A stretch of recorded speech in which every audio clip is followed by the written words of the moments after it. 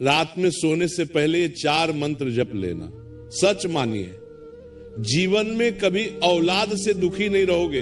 प्यारे भक्तों, आज मैं आपको एक ऐसा दिव्य रहस्य बताने वाला हूं जिसके बारे में बहुत कम लोग जानते हैं, क्योंकि ये बात किसी भी माँ बाप के जीवन को एक ही रात में बदल सकती है। शास्त्रों में लिखा है, कुछ पवित्र मंत्र ऐसे होते हैं जो सोते समय जप लिए जाएं तो भगवान स्वयं औलाद पर आने वाले हर दुख को अपने हाथों से हटा देते हैं। और आज मैं उन्हीं 4 चमत्कारी मंत्रों का रहस्य आपको बताने जा रहा हूं। इन मंत्रों की शक्ति इतनी गहरी है कि जिन घरों में बरसों तक रोशनी नहीं थी, वहां भी संतान सुख की दीप शिखा जल उठी। तो ध्यान से सुनिए, क्योंकि अगर आपने इन मंत्रों को आज ही अपना लिया तो जीवन में कभी भी औलाद को लेकर दुख नहीं झेलना पड़ेगा। प्रेम से बोलिए राधे राधे, और इस दिव्य संदेश को अंत तक ध्यान से सुनिए। प्राचीन काल की बात है, एक समृद्ध नगरी में धनवान सेठ रहते थे। उनके पास धन दौलत की कोई कमी न थी, सोने चांदी के भंडार थे, विशाल हवेली थी, सैकड़ों सेवक थे। परंतु उनके मन में सदैव एक पीड़ा रहती थी। उनके 3 पुत्र थे और तीनों ही पिता की आज्ञा का पालन नहीं करते थे। बड़ा पुत्र जुए और मदिरा का सेवन करता था। मध्यम पुत्र कुसंगति में पड़ा हुआ था और सारा धन व्यर्थ के कार्यों में लुटाता था। सबसे छोटा पुत्र अत्यंत क्रोधी स्वभाव का था और पिता से सदैव कठोर वचन बोलता था। सेठ जी का हृदय अत्यंत व्याकुल रहता था। रात्रि में नींद नहीं आती थी। मन में सोचते कि इतना धन संपत्ति किस काम की, जब पुत्र ही कुमार्ग पर चल रहे हैं। वृद्धावस्था में कोई सहारा नहीं, कोई सुख नहीं। दिन प्रतिदिन उनका शरीर क्षीण होता जा रहा था और मन में चिंता बढ़ती जा रही थी। एक दिवस की बात है, नगर में एक महान संत का आगमन हुआ। लोग कहते थे कि वे सिद्ध पुरुष हैं और उनकी वाणी में अद्भुत शक्ति है। जो कोई भी उनका उपदेश सुनता है उसके जीवन में परिवर्तन अवश्य आता है। सेठ जी ने यह समाचार सुना तो उनके मन में विचार आया कि चलकर संत महाराज के दर्शन करें और अपनी व्यथा सुनाएं। प्रातःकाल सेठ जी संत के आश्रम पहुंचे। वहां अनेक श्रद्धालु जन बैठे हुए थे। संत महाराज एक वृक्ष के नीचे आसन पर विराजमान थे। उनके मुखमंडल पर दिव्य तेज था और नेत्रों में अपार करुणा। सेठ जी ने दूर से ही साष्टांग प्रणाम किया। कथा आरंभ हुई। संत बोले, भक्तजनों, आज मैं आपको एक ऐसी गाथा सुनाता हूं जो बहुत प्राचीन है। ये कथा उस काल की है जब मनुष्य धर्म और सत्य के मार्ग पर चलते थे। उस समय एक राज्य में एक धर्मात्मा राजा का शासन था। राजा के 4 पुत्र थे, परंतु चारों ही अत्यंत उद्दंड और दुराचारी थे। राजा दुखी रहते थे और प्रजा भी चिंतित थी कि राजा के पश्चात यदि ये पुत्र राज्य संभालेंगे तो प्रजा का क्या होगा। राजा ने अनेक उपाय किए। गुरुजनों को बुलाया, ज्ञानियों को बुलाया, पंडितों को बुलाया। सबने पुत्रों को उपदेश दिया, परंतु किसी का भी प्रभाव नहीं पड़ा। पुत्र अपनी मनमानी करते रहे। राजा का हृदय टूटता जा रहा था। एक रात्रि की बात है, राजा को स्वप्न आया। स्वप्न में एक वृद्ध तपस्वी प्रकट हुए। उन्होंने कहा, हे राजन, तुम्हारे दुख का निवारण है, परंतु तुम्हें धैर्य रखना होगा और विश्वास करना होगा। तुम रात्रि में सोने से पूर्व 4 पवित्र मंत्रों का जप किया करो। ये मंत्र अत्यंत प्रभावशाली हैं। इनके जप से न केवल तुम्हारे पुत्रों में परिवर्तन आएगा, बल्कि तुम्हारा जीवन भी सुखमय हो जाएगा। राजा ने पूछा, हे तपस्वी महाराज, वे कौन से मंत्र हैं? कृपया मुझे बताइए। वृद्ध तपस्वी ने कहा, प्रथम मंत्र है संतानम देहि देवेश त्वामहम शरणम गता। यह मंत्र संतान के कल्याण के लिए है। जब तुम रात्रि में सोने से पूर्व इस मंत्र का 21 बार जप करोगे तो दिव्य शक्तियां तुम्हारे पुत्रों के मन में सद्बुद्धि का संचार करेंगी। द्वितीय मंत्र है पुत्र पौत्राय विद्महे सत्कर्मणे धीमहि तन्नो पुत्रः प्रचोदयात्। यह मंत्र पुत्रों को सत्कर्म की ओर प्रेरित करता है। इसके नियमित जप से पुत्रों का मन सत्संग और धर्म की ओर मुड़ने लगता है। तृतीय मंत्र है गजाननाय नमः। भगवान गणेश पुत्र प्रेम के देवता हैं और माता पिता की सेवा के आदर्श हैं। इस मंत्र के जप से पुत्रों के हृदय में माता पिता के प्रति सम्मान और प्रेम जागृत होता है। चतुर्थ मंत्र है श्री रामाय नमः। भगवान राम पितृभक्ति के सर्वोत्तम उदाहरण हैं। उन्होंने पिता की आज्ञा के लिए राज्य का त्याग किया और वन में 14 वर्ष व्यतीत किए। इस मंत्र के जप से पुत्रों में आज्ञाकारिता और कर्तव्य परायणता का भाव आता है। तपस्वी ने आगे कहा, हे राजन, ये चारों मंत्र तुम्हें रात्रि में सोने से पूर्व शांत चित्त से जपने हैं। जप करते समय तुम्हारा मन एकाग्र होना चाहिए। तुम्हें पुत्रों के प्रति क्रोध या द्वेष नहीं रखना है। केवल प्रेम और करुणा का भाव रखकर इन मंत्रों का जप करना है। धीरे धीरे तुम्हारे पुत्रों में परिवर्तन दिखाई देगा।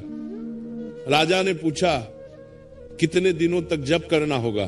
तपस्वी बोले, 21 दिनों तक निरंतर जप करो। एक दिन भी विराम मत करना। यदि किसी कारणवश एक दिन छूट गया तो पुनः प्रथम दिवस से आरंभ करना। 21 दिनों के पश्चात तुम स्वयं परिवर्तन देख पाओगे। स्वप्न समाप्त हुआ और राजा की नींद खुल गई। नींद खुल गई, राजा की नींद खुल गई। बींजन प्रथम को रोज तक पुनः प्रथम दिवस से आरंभ करना। प्रातःकाल राजा ने निश्चय किया कि वे इन मंत्रों का जप अवश्य करेंगे। उस रात्रि से राजा ने मंत्र जप आरंभ कर दिया। प्रथम रात्रि जब राजा ने मंत्र जप किया तो उनके मन में अद्भुत शांति का अनुभव हुआ। वर्षों से जो चिंता और व्याकुलता थी वह कम होने की लगी। राजा ने सोचा कि यदि केवल मंत्र जप से ही इतनी शांति मिल रही है तो अवश्य ही इन मंत्रों में दिव्य शक्ति है। दूसरे दिवस राजा ने पुनः रात्रि में मंत्र जप किया। इस बार उन्हें गहरी नींद आई और स्वप्न में उन्होंने देखा कि उनके पुत्र मंदिर में जाकर पूजा कर रहे हैं। यह केवल स्वप्न था, परंतु राजा के मन में आशा की किरण जगी। तीसरे दिवस प्रातःकाल जब राजा दरबार में बैठे थे तो उनके सबसे छोटे पुत्र ने आकर उनके चरण स्पर्श किए। यह अत्यंत विस्मयकारी था, क्योंकि वह पुत्र कभी पिता का सम्मान नहीं करता था। राजा का हृदय प्रसन्नता से भर गया। चौथे और पांचवें दिवस भी राजा ने नियमित मंत्र जप किया। धीरे धीरे उन्हें प्रतीत होने लगा कि पुत्रों के व्यवहार में परिवर्तन आ रहा है। बड़ा पुत्र जो जुए का आदी था, उसने जुआ खेलना कम कर दिया। मध्यम पुत्र ने कुसंगति छोड़नी आरंभ कर दी। 7वें दिवस एक आश्चर्यजनक घटना घटी। तीनों पुत्रों ने मिलकर राजा से क्षमा मांगी और कहा कि वे अब अपने कर्तव्यों का पालन करेंगे। राजा के नेत्रों में आंसू आ गए। उन्हें विश्वास नहीं हो रहा था कि मंत्रों की शक्ति इतनी प्रभावशाली है, परंतु राजा ने तपस्वी की आज्ञा का स्मरण किया। उन्होंने सोचा कि अभी केवल 7 दिवस हुए हैं, शेष 14 दिवस और जप करना है। यदि बीच में रुक गया तो परिवर्तन अधूरा रह सकता है। राजा ने पूर्ण निष्ठा और विश्वास के साथ 21 दिनों तक मंत्र जप किया। प्रत्येक रात्रि सोने से पूर्व वे शांत चित्त से बैठते, दीपक जलाते और फिर एक एक मंत्र का जप करते। उनके मन में पुत्रों के प्रति केवल प्रेम और कल्याण की भावना रहती। 21वें दिवस की रात्रि जब राजा ने अंतिम बार मंत्र जप पूर्ण किया तो उन्हें अनुभव हुआ कि उनके हृदय में अपार शांति और संतोष है। उनके पुत्र अब पूर्णतः बदल चुके थे। वे सभी धर्म के मार्ग पर चलने लगे, राज्य के कार्यों में रुचि लेने लगे और माता पिता की सेवा करने लगे। 2 राजा के इस परिवर्तन की गाथा पूरे राज्य में फैल गई। प्रजाजन अत्यंत प्रसन्न थे। वे कहते कि हमारे राजा ने किसी दिव्य विधा का अनुष्ठान किया है, जिससे राजकुमारों में इतना बड़ा परिवर्तन आया है। अब राज्य का भविष्य सुरक्षित है। राजा ने सोचा कि ये ज्ञान केवल मुझ तक ही सीमित नहीं रहना चाहिए। संसार में अनेक माता पिता हैं जो पुत्रों के कारण दुखी हैं। उन सभी को इस उपाय का ज्ञान होना चाहिए। उन्होंने राज्य में घोषणा करवा दी कि जो भी पुत्रों से दुखी है वह राजभवन में आए। राजा स्वयं उन्हें इस दिव्य विधा का ज्ञान देंगे। अगले दिवस अनेक लोग राजभवन में एकत्रित हुए। वृद्ध पुरुष, वृद्ध स्त्रियां, मध्यम आयु के माता पिता सभी आए। सभी के मुखमंडल पर चिंता की रेखाएं थी। राजा ने सबको बैठाया और फिर अपनी पूरी कथा सुनाई। उन्होंने बताया कि कैसे स्वप्न में तपस्वी ने उन्हें 4 मंत्रों का ज्ञान दिया और कैसे 21 दिनों के नियमित जप से उनके पुत्रों में अद्भुत परिवर्तन आया। राजा ने कहा, यह केवल मंत्रों की शक्ति नहीं है, यह हमारी निष्ठा, विश्वास और निरंतरता का परिणाम है। यदि आप भी सच्चे मन से इन मंत्रों का जप करेंगे तो अवश्य ही आपके जीवन में भी परिवर्तन आएगा। परंतु स्मरण रखें, रात्रि में सोने से पूर्व शांत वातावरण में बैठकर पूर्ण एकाग्रता से जप करना है। मन में किसी के प्रति द्वेष या क्रोध नहीं रखना है, केवल प्रेम और करुणा का भाव रखकर जप करना है। उपस्थित जनों ने राजा को प्रणाम किया और उन मंत्रों को लिख लिया। सभी ने निश्चय किया कि वे भी इन मंत्रों का जप करेंगे। उस नगर में एक वृद्ध ब्राह्मण रहते थे। उनके 2 पुत्र थे।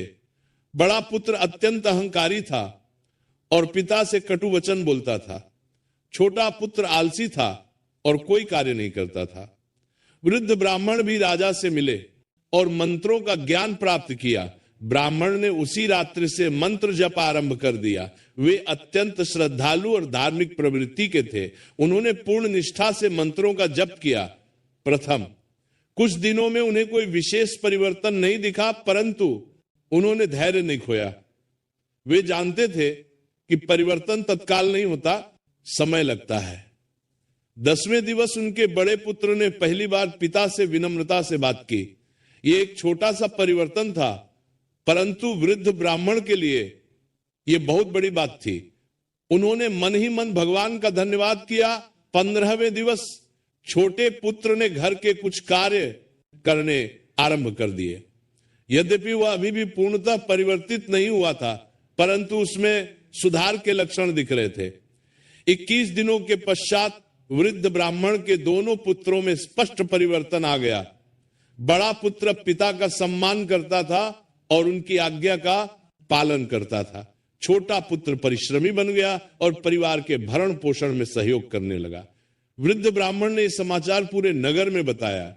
उन्होंने कहा कि राजा द्वारा बताए गए मंत्र सत्य में अद्भुत शक्ति रखते हैं।